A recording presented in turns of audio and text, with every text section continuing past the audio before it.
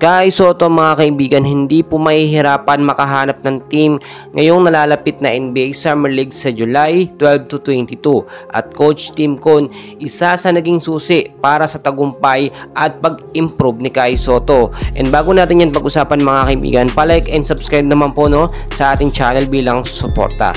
Well, as of now mga kaibigan, nakita nyo naman hindi lamang full performance ni Kay Soto ang kanyang nailabas, pati rin yung abilidad niya bilang isang big man na bibihira lamang po sa mga player. Dahil po yan or credits po yan sa mga tinuro ni Coach Tim Cone, especially kung paano si Kay Soto magiging effective. So nakita nyo yung appearance talaga ni Kay Soto kapag nasa loob, nagagamit niya na ng maayos. Yung confident ni Kay Soto na boost, hindi na po siya nahihiya ngayon dahil alam niya sa sarili niya na may maipapakita siya. So dito nga po sa naging unang laban or dalawang laban po ng Yokohama kontra sa Kawasaki, nakita naman natin talaga full of confident na si Kay Soto kung maglaro. At si Coach Aoki Taketo na sumunod po sa sinabi ni Coach Tim Cone na bigyan ng mahabang minuto. Last game, nagkaroon ng almost 29 minutes of playing time si Kay Soto, 21 points. Napakaganda po nun. At yun yung indikasyon na may tiwala itong si Coach Aoki Taketo kay Kay Soto. So ang problema na lamang dito, yung mga kakampi ni Kay Soto, wag sanang mainggit or wag sanang maging bakaw kapag merong Kay Soto sa loob, no? Nakita naman natin nung first half, babad si Kay Soto. Pagdating ng second half, under 3 minutes pa, saka pinasok. Pero siyempre, strategy naman niya ni Coach Taketo para si Kay Soto nga hindi ma-injured or ma-foul para magamit pa sa second half. At ngayon naman mga kaibigan, pinag-uusapan din yung nalalapit nga po na NBA Summer League ngayong July 12 to 22. Diyan po kasi makakasama ulit ang ating pambato na si Kay Soto. Ang problema kung saang pupunan po. Well, alam naman natin, last NBA Summer League, nakita nyo si Kay Soto, ang daming kupunan. Nag-uusapan siya, ang daming imbitasyon. Binigyan siya ng mga minicamp dito sa New York Knicks, sa Orlando Magic, Dallas Mavericks, at pinag-uusapan pa ibang mga teams. So sa ang teams nga ba posible si Kay Soto ng mga pasok at talaga namang mas magagamit abilidad? Well, last NBA Summer League mga kaibigan, nakapanood naman po siguro kayo. Nakita natin sa Orlando Magic si Kay Soto ay nakapaglaro.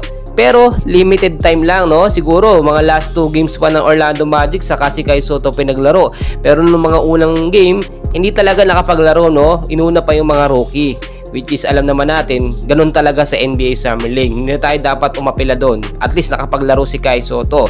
At that time, nung last game nga po, kontra sa Boston Celtics, si Kay Soto nagkaroon ng back injury, which is naging medyo bad performance yun, Pero ngayon, umiingay po ulit yung pangalan ni Kay Soto sa NBA Summer League. Talagang may mga imbitasyon na tayong nakukuha, ayon na rin po sa source, sa Wasserman, na gusto nilang maglaro si Kay Soto sa kanilang kupunan. So ano nga ba yung mga team na yan, Unahin na natin yung Orlando Magic ulit, na nagamit si Kay Soto ng ilang minuto lamang na pinaglaro. At yung imbitasyon na yan, manggagaling or nanggaling mismo sa head coach or sa may-ari po ng Orlando Magic.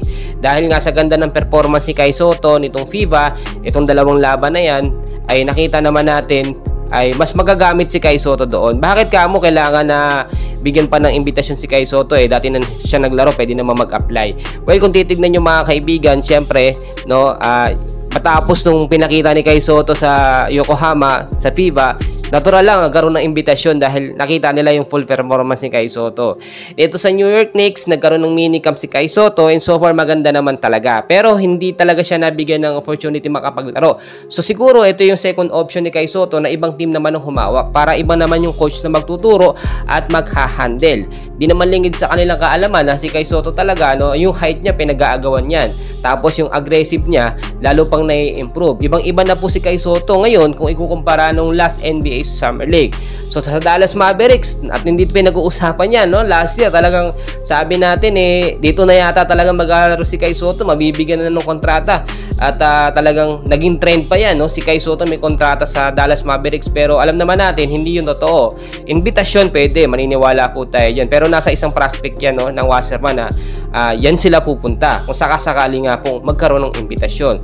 Sa Sacramento King mga kaibigan, sa team kupunan po ni Jimmy Alapag, posible po dahil nandiyan yung Filipino coach natin, no, na si Jimmy Alapag, nakita naman natin pwedeng mag-train kay Kai Sotto. Kung titignan nyo mabuti mga kaibigan, tumataas na po yung value ni Kai Sotto, hindi lamang po sa B-League sa Japan, no, pati rin sa ibang mga kupunan sa NBA. Tahimik ngayon, no, wala tayong masyadong nakikitang mga update about sa NBA dream ni Kai Sotto, pero hindi nawawala yung posibilidad na si Kai Sotto ay makapaglaro sa NBA, lalo na sa napakagandang performance na kanya yung pinapakita.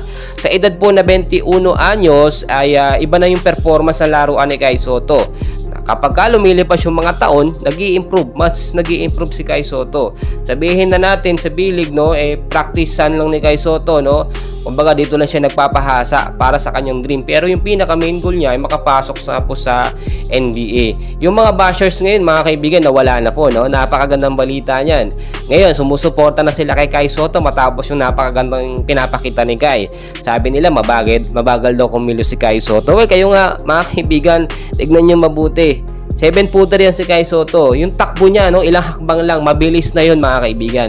Mukha lang mabagal pero napakabilis na yun. Sa hakbang pa lang ni Kai Sotto, siguro yung normal na tao lang na height, no, nasa 5'6 to 5'7, siguro 4 na hakbang, isang hakbang lang ni Kai Sotto, 2 hakbang lang.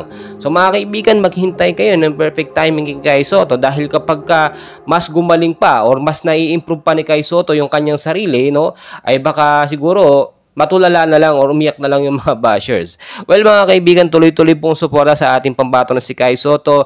May laban po sila bukas doon ng Yokohama. So dyan lang kayo, and huwag nyo kalimutan mag-like and subscribe for more